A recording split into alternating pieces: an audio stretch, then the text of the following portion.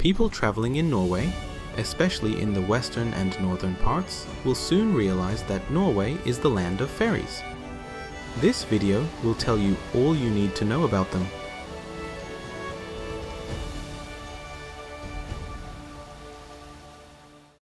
There are more than 130 different ferry lines throughout the country. The ferry lines are integrated into the road and are shown as such on the map.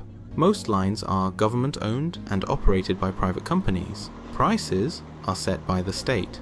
Exceptions are seasonal tourist lines. This video covers the ferries within Norway, not the ferries to Sweden, Denmark, Germany, and the Netherlands. When do the ferries depart? Where can I find the timetable? Unfortunately, there is no global website for timetables. The best thing to do is to Google it, typing in both endpoints and ferry. For example, Manhella Fodnes Ferry. You will easily find a PDF with the times. The most important lines run 24 hours a day, but with reduced intervals during the night. Medium important lines run from around 5 AM to midnight, with boats every 20 or 30 minutes. The smallest lines, with the least traffic, may only run a few times a day, or even a few times a week. Make sure you check the timetable. There are also summer and winter services.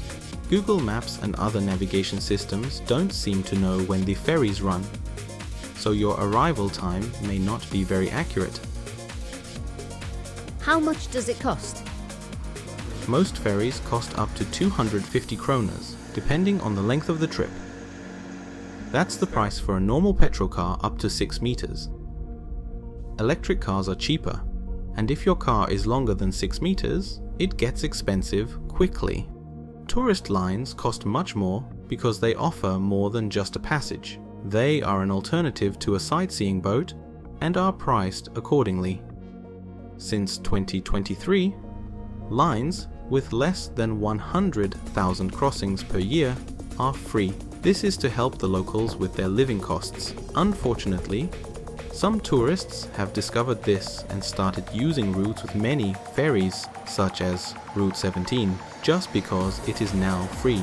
As many were driving oversized camper vans, this caused long queues as fewer vehicles could be loaded on each departure, resulting in locals not getting home as they were stuck in the queue and the last ferry was gone. So this subsidy is likely to change in the near future.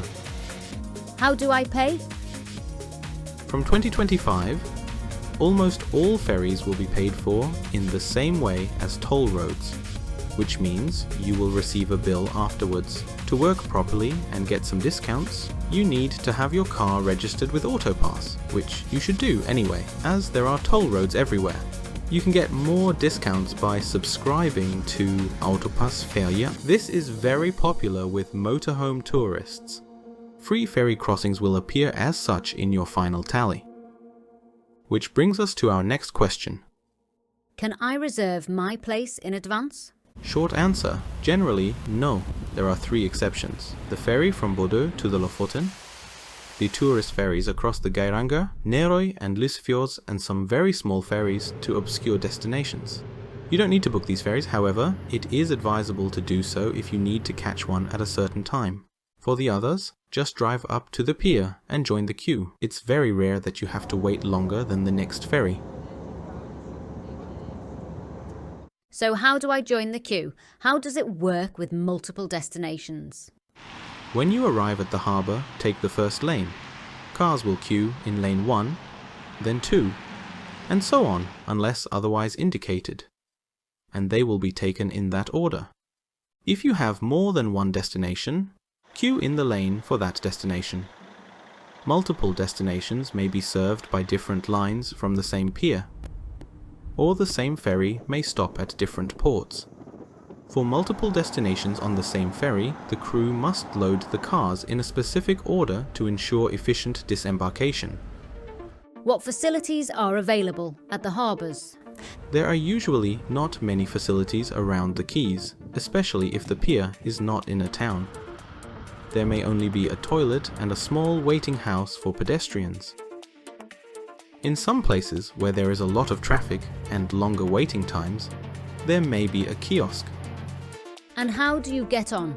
When the ferry is ready, the crew will make signs that you can drive on the ferry. They will direct you to a specific lane on the ferry depending on the size of your vehicle. On ferries that stop at several destinations, you may be asked to turn your car around so that you can get off quickly when you arrive. This is done by either doing a lap of honor on the ferry deck, turning your car on the deck, or driving backwards on the ferry. What is done depends on the line and how many vehicles are on the ferry at any given time. If you have a problem with this, you should practice at home before coming to Norway. It can also be useful on small mountain roads. Motorhomes and caravans must close the propane system before boarding. When parking the car, always apply the handbrake and leave the car in gear or P. Some ferries have ramps to access the lower and upper car decks, which are also used to park cars in the event of heavy traffic. If you're on one of these, make sure your handbrake is on. You don't want your car to roll when the ramps are moved. Be sure to turn off your car's alarm system, as it can be triggered by the movement of the ferries. There have been cases of crew members suffering hearing damage as a result, especially on closed car deck ferries.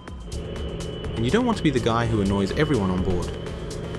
If you arrive late and the ferry is still waiting, just rush through the lane and board the ferry as quickly as possible.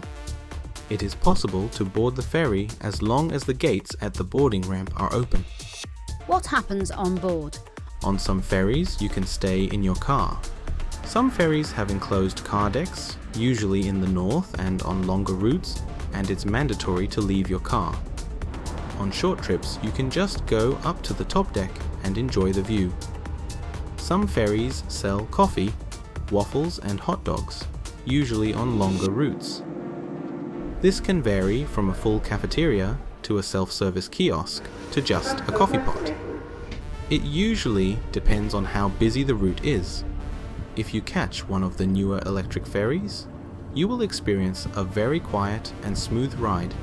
If the sea is very calm, you may not even notice that the ferry is moving. If you have a dog, the rules for animals on board vary from company to company.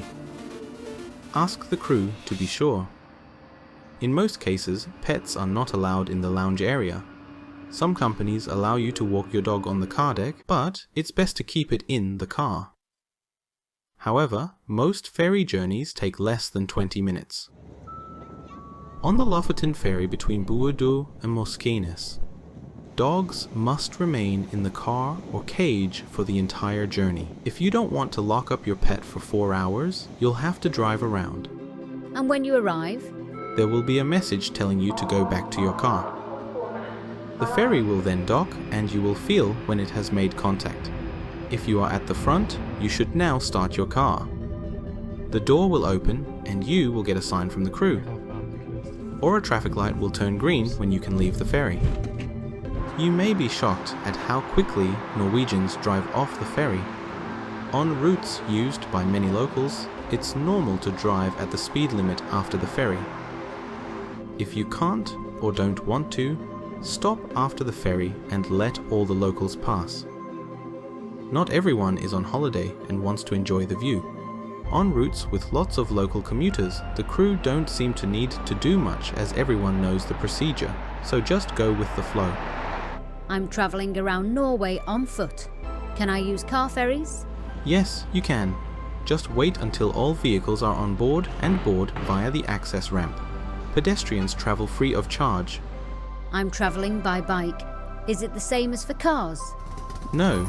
Cyclists must push their bikes onto the ferry like pedestrians. It's not allowed to cycle on the car deck, but cyclists also travel for free. What about motorcycles? Motorcycles are treated the same as cars.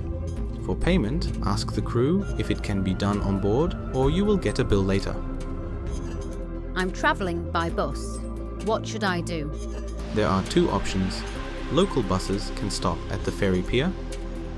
Then you get off and use the ferry as a pedestrian. You get on the next bus when you arrive. Long-distance buses and coaches drive onto the ferry, so follow the bus driver's instructions. Fun facts. In recent years, Many routes in the south have got brand new electric ferries, and the old diesel ferries have been moved to the north, where they have replaced even older ferries.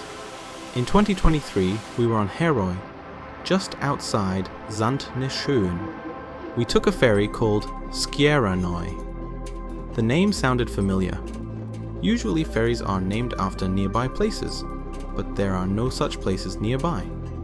A quick Google search showed that it was in Ryfylke. We took this ferry when we made the film about Nordhydel, 1,000 kilometers to the south in 2021. And during editing, we discovered that the Folgefon was in the same region, but we also took it on the Sognefjord, between Hella and Dragsvik in 2020. But it must have been on the Hardanger Fjord before that. And last year we also discovered Norway's most elusive ferry. It only runs 3 times a week. It's on the Sognefjord between Nordeide and Vik. It was so elusive that even the locals, who don't use it, couldn't give us any more information. So that's about it. If you want more travel advice, watch this video here.